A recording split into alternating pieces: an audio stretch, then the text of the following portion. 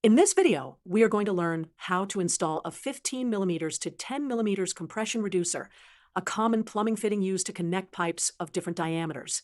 By following a series of steps, you can properly install this reducer in your plumbing system. Let's get started with step 1, preparing the pipes.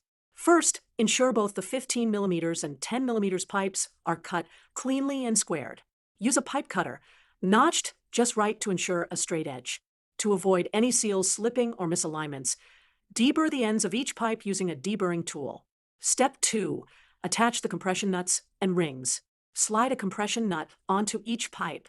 These nuts are crucial as they hold the compression ring in place to create a watertight seal. Next, slide a compression ring, also known as an olive, onto each pipe. Step 3. Align the reducer.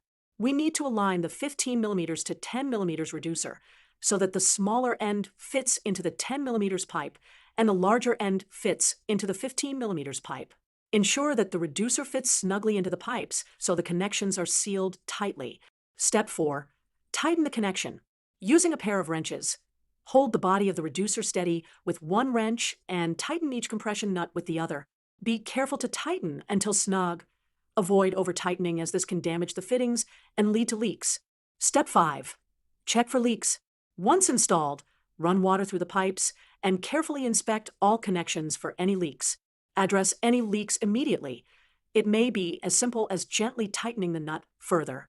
By following these steps, you can effectively connect pipes of different sizes using a compression reducer. Ensuring tight, leak-free connections is key to a successful plumbing installation.